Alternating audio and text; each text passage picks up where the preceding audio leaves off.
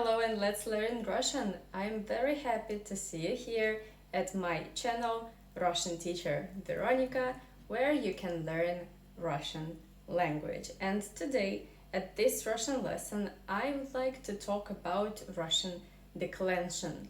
This grammatical topic is very important and you must know Russian declension of nouns, of pronouns, of adjectives if you want to be fluent in Russian language. There is no other way.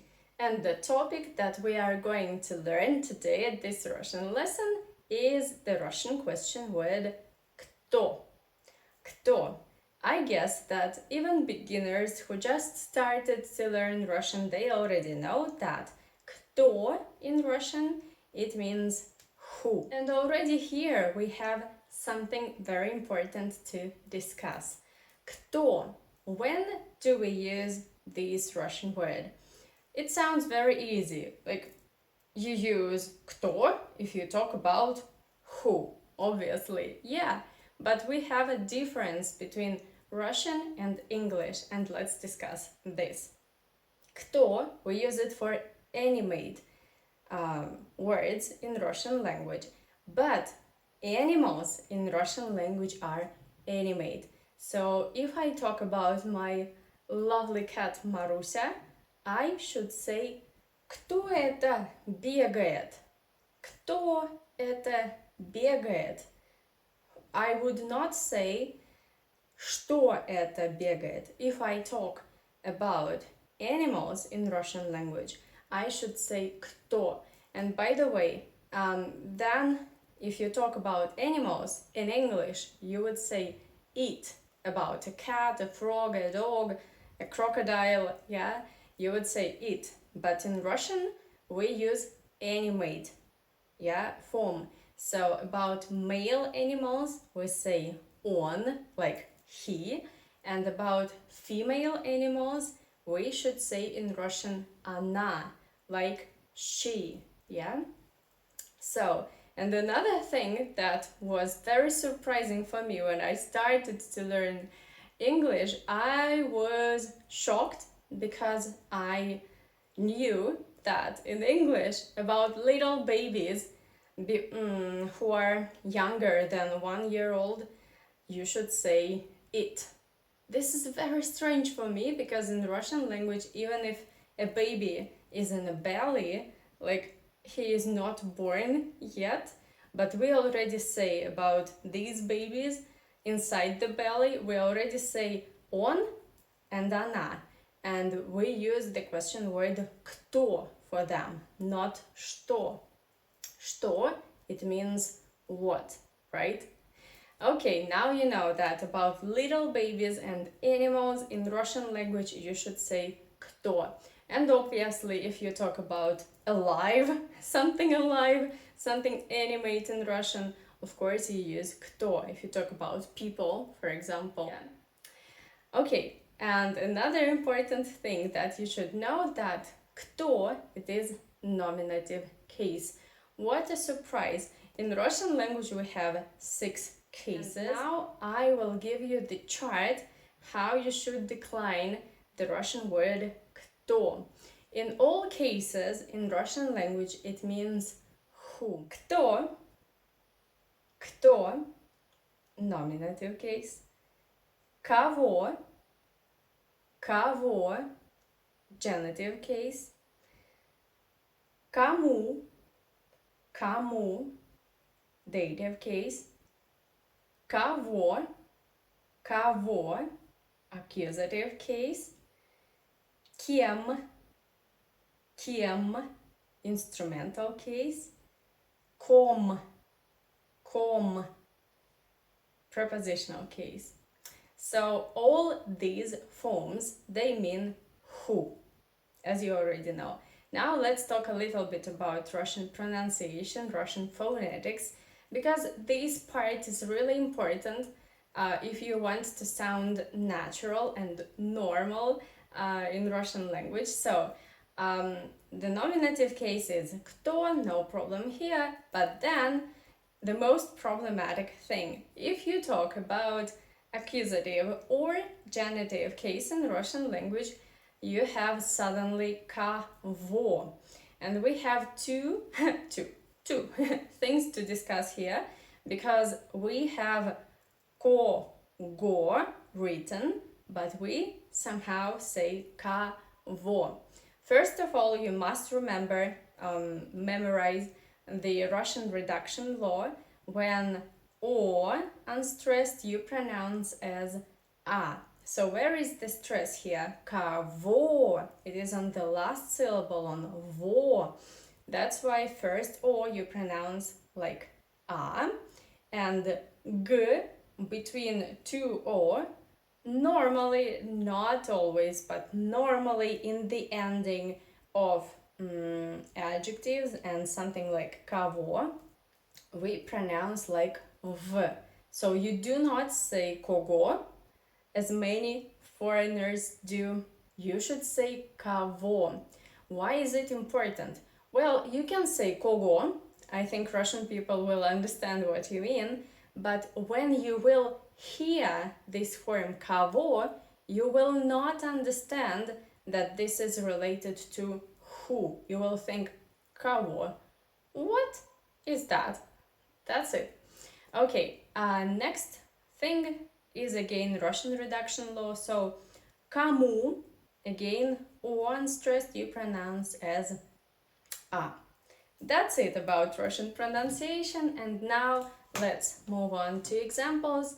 And these Russian grammar in context will explain you a lot. So I think that you, Russian learners, Russian students, should learn Russian in a context, not in a chart. Let me know, what do you think? And by the way, I'm super interested. Let me know in the comments below what the situation is in your native language, in your mother tongue, about babies when they are very small, like 6 months old, or they are still in the belly. What do you say about babies in your native language? Do you say it in the animate form, or you say he and she? Very interesting for me.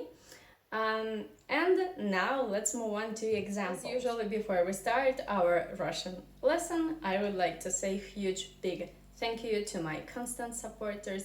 Your support means a lot to me, and my channel with Russian lessons can exist only if you support my channel, because I have no direct income from YouTube, and if you could help my channel to grow, it would be really great. You will find the link for donations in the first comment below this video and in the description box. Посмотри, кто это там гуляет? Посмотри, кто это там гуляет? Yeah, here, why did I use nominative case? I used nominative obviously because we talk about subject.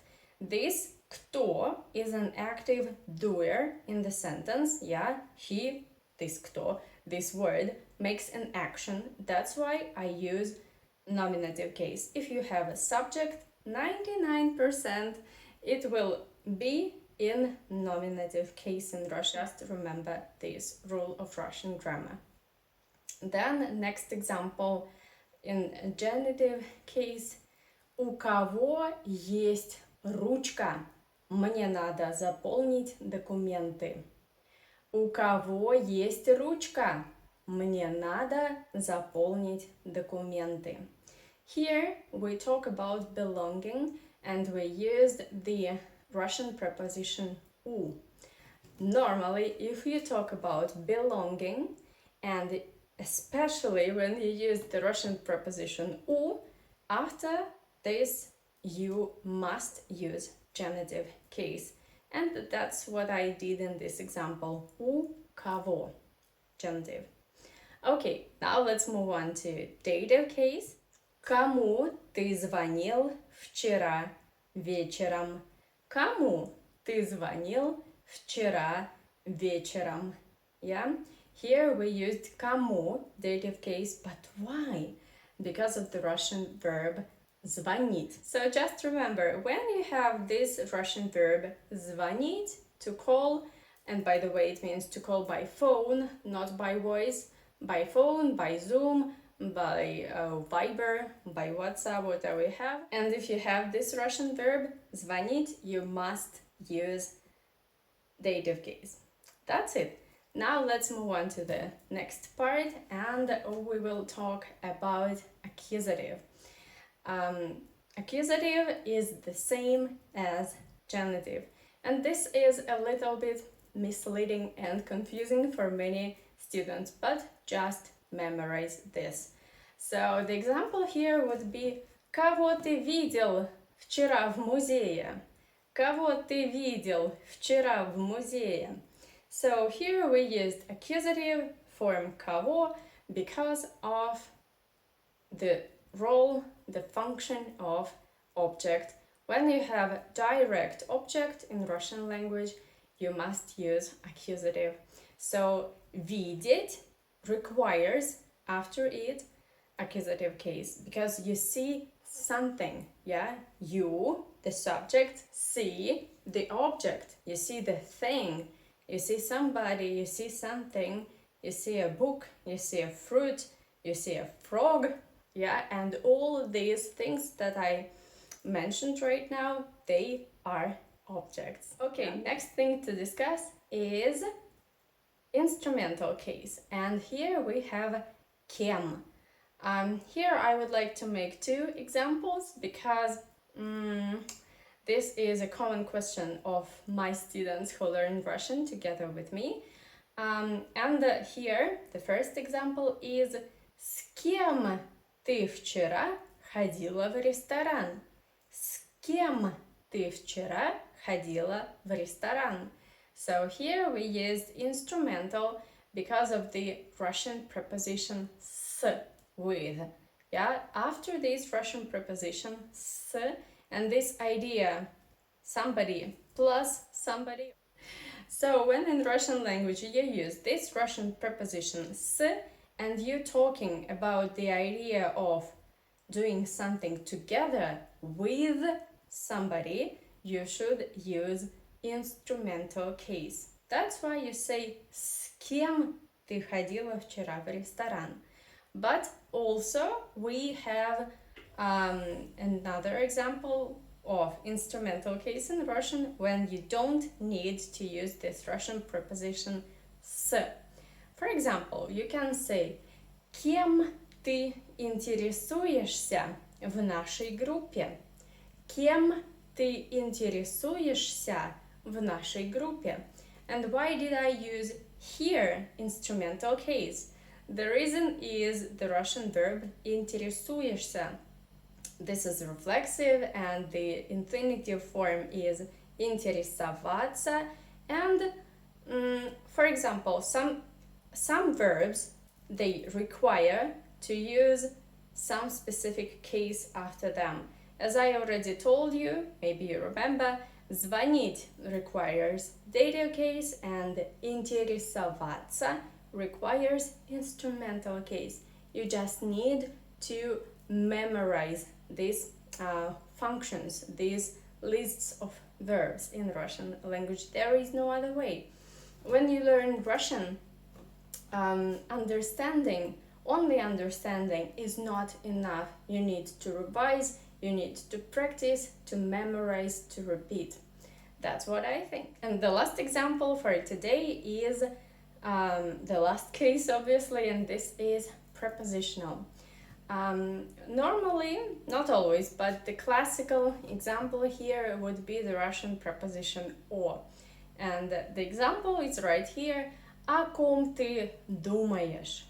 О ком ты думаешь? And the same situation, after the Russian preposition «о», you must use prepositional case. О ком ты думаешь? Да?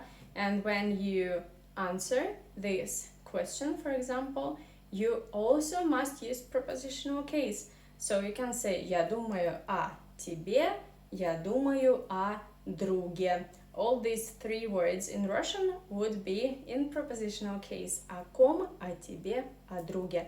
Why? Because of this Russian preposition a. O. Here we have something to discuss because we write o, but we normally pronounce it as a because of Russian reduction law that I mentioned some minutes ago. So it is written o, but you say a. О ком, yeah, because Russian prepositions, they are normally not very separated, not very individual words, and the stress normally is on the next, on the following word. So here, о ком, о тебе, о друге. So when we pronounce these о тебе, we merge these two words in one word. So we say о тебе, not о тебе, and especially not о тебе. So now you know how to decline this Russian word кто, and I'm very happy. And if you liked this Russian lesson, many thanks for watching. See you very soon. Thanks for your support. You can hit the like button, subscribe to my channel, leave me a comment, write me a comment. And see you very soon. Увидимся скоро. Пока-пока. Bye-bye.